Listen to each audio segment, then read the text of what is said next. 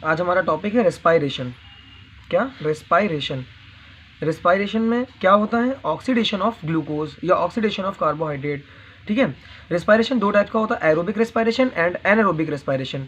Aerobic respiration हो चाहे anaerobic respiration, important reaction कौन सी होती है? ग्लाइकोलिसिस। ग्लाइकोलिसिस, अब नाम पकड़िए, ग्लूकोज, ग्लाई माने ग्लूकोज, ग्लाइको माने ग्लूकोज, लिसिस माने टूटना, मतलब ग्लूकोज का टूटना किसमें? पायरुविक एसिड में। ग्लूकोज का टूटना पायरुविक एसिड में is known as glycolysis. Glycolysis का एक और नाम होता है ईएमपी पाथवे। ईएमपी पाथवे क्यों बोलते हैं इसको? क्योंकि इसको देने वाले साइंटिस्ट का नाम था एम्बेडन।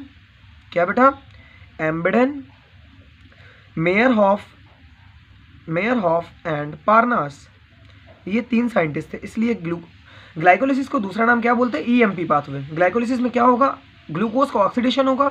ये एक केमिकल प्रोसेस है, किसमें बदलेगा? Pyruvic acid. हमारा ग्लूकोज कितने कार्बन का होता है? 6 कार्बन का। पायरुविक एसिड 3 कार्बन का, तो पायरुविक एसिड के कितने मॉलिक्यूल्स बन जाएंगे? 2। अब बात करते हैं ग्लाइकोलिसिस। देखिए स्टेप वाइज ग्लाइकोलिसिस देखिए। ग्लाइकोलिसिस में हम ग्लूकोज को तोड़ेंगे, ग्लूकोज टूटेगा, ग्लूकोज 6 फॉस्फेट में, ग्लूकोज 6 फॉस्फेट में चेंज होगा। अब आप पूछेंगे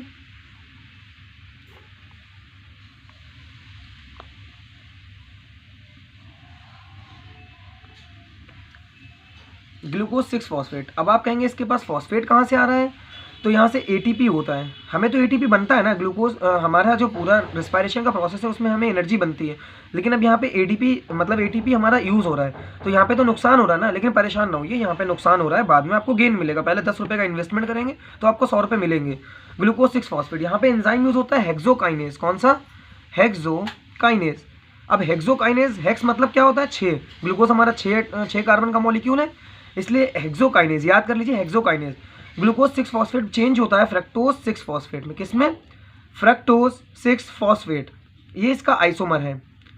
फ्रक्टोज 6 फॉस्फेट कन्वर्ट होगा फ्रक्टोज 1,6, फ्रक्टोज 1,6। यहाँ पे एंजाइम जब आइसोमर है तो कौन सा एंजाइम यूज होगा? आइसोमरेज। कौन सा enzyme? Isomerase. Fructose 1,6 bis phosphate. बिस क्यों लगा है? क्योंकि 2 है। अब आप पूछेंगे एंजाइम क्यों लग रहा है? एंजाइम इसलिए लग रहा है, बार बार एंजाइम क्यों लग रहा है? आपका आइसोमरेज यहाँ पे यूज होगा, ग्लूकोज से जब फ्रक्टोज चेंज होगा यहाँ पे भी लगेगा, यहाँ पे भी लगेगा। आइसोमरेज एंजाइम रिएक्शन की रेट को बढ़ा देता है। Fructose 1,6 bis phosphate. ठीक है। अब ये फ्रक्टोज 1,6 बिस फॉस्फेट मतलब इसके पास फॉस्फेट ग्रुप 2 आ गए, एक फर्स्ट पोजीशन पे एक 6 पोजीशन पे, तो एटीपी चेंज हो जाएगा एडीपी में। किसमें? एडीपी में। तो एक एनर्जी आपने और वेस्ट कर दी। एटीपी तो हमारी एनर्जी थी ना, तो आपने कौन कौन से स्टेप पे एटीपी वेस्ट करी है? फर्स्ट एंड 3 पे। उसके बाद बात करते हैं फ्रक्टोज 1,6 फॉस्फेट, ये 2 अपने आइसोमरेज में टूट जाएगा। कौन कौन से में? Dihydroxy acetone phosphate, dihydroxy acetone phosphate और ग्लिसरल्डिहाइड 3 फॉस्फेट, ग्लिसरल्डिहाइड 3 फॉस्फेट। इसके पास 2 फॉस्फेट थे ना बेटा, तो एक फॉस्फेट इसको मिल गया डाईहाइड्रोक्सी एसीटोन फॉस्फेट को, एक मिल गया ग्लिसरल्डिहाइड 3 फॉस्फेट। ये दोनों भी एक दूसरे का आइसोमर होते हैं। आइसोमर का मतलब कभी ये इसमें चेंज होगा, कभी ये इसमें चेंज होगा, समझ गए? कभी ये इसमें चेंज होगा, कभी ये इसमें चेंज होगा। अब हमारी रिएक्शन चलेगी ग्लिसरल्डिहाइड 3 फॉस्फेट से। किससे चलेगी? ग्लिसरल्डिहाइड 3 फॉस्फेट से। ग्लिसरल्डिहाइड 3 फॉस्फेट को आप एक एटीपी देंगे और एक फॉस्फेट ग्रुप देंगे। कहाँ से देंगे? अभी तक हम लोग फॉस्फेट ग्रुप किससे दे रहे थे? एटीपी से देंगे, लेकिन अभी इनऑर्गेनिक फॉर्म में देना है, तो H3PO4 से आप फॉस्फेट ग्रुप दे देंगे, तो यहाँ से हमको NADH2 मिल जाएगा। NAD निकलेगा, NAD जाएगा और NADH2 में चेंज हो जाएगा। अब ये NADH2 क्या होता है? ये एनर्जी का फॉर्म होता है, energy currency of the cell. ये NADH2 जब ETS साइकिल में चलेगा, जब ये ETS साइकिल में वर्क करेगा, तब ये 3 ATP देगा। एक NADH2 कितना ATP देता है? 3 ATP देता है। अब तो हमारा ग्लिसरल्डिहाइड किस में चेंज हो जाएगा? 1,3 बिस फॉस्फो, क्योंकि एक फॉस्फेट ग्रुप पहले से था, एक फॉस्फेट ग्रुप हम लोगों ने बाद में दे दिया, तो ये किस में चेंज हो जाएगा? 1,3 बिस फॉस्फो ग्लिसरेट। चाहे ग्लिसरेट बोलिए, अगर H+ निकाल देंगे तो ग्लिसरेट बोलेंगे, और H+ नहीं निकाल लेंगे तो ग्लिसरेट एसिड बोलेंगे।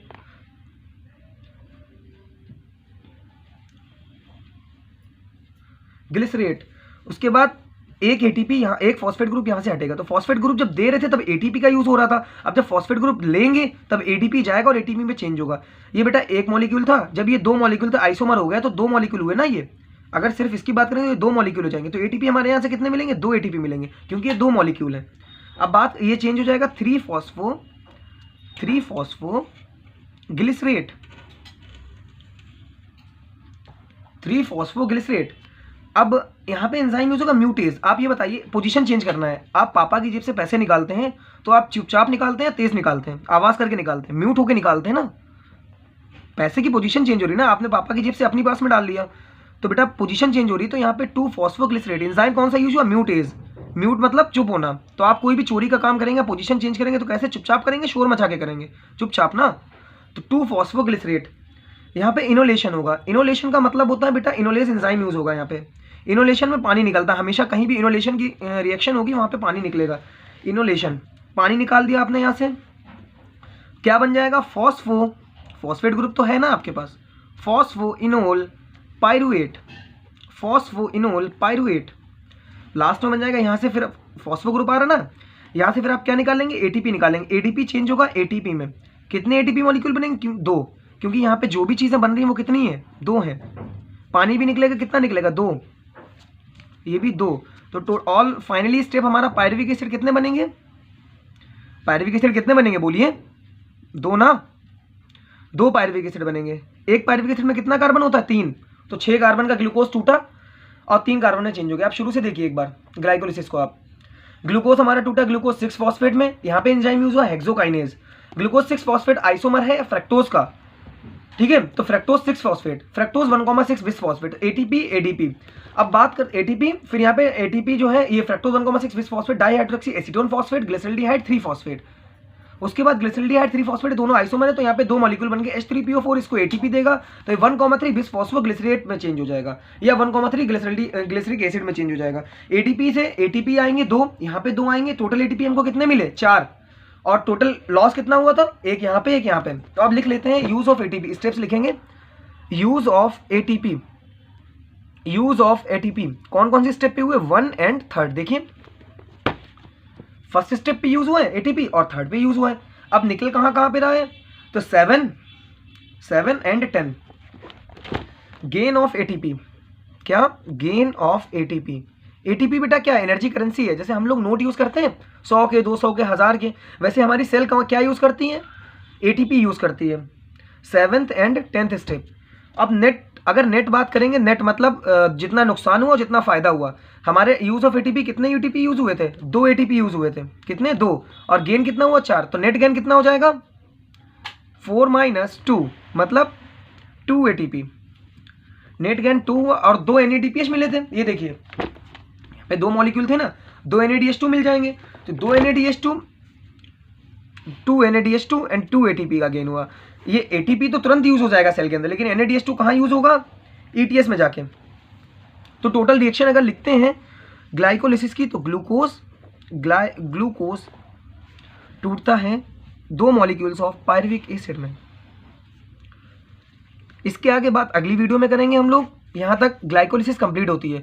ग्लाइकोलिसिस के बाद यहाँ पे पायरुविक एसिड बन जाएगी, ऑक्सीडेटिव डीकार्बोक्सिलेशन में जाएगा, उसके बाद क्रेब्स साइकिल में जाएगा। जिन जो भी NADH2 बनेगा या FADH2 बनेगा वो ETS में जाके हमें एनर्जी देगा। यहाँ तक क्लियर सबको? जो भी डाउट्स हो कमेंट सेक्शन में लिखिए।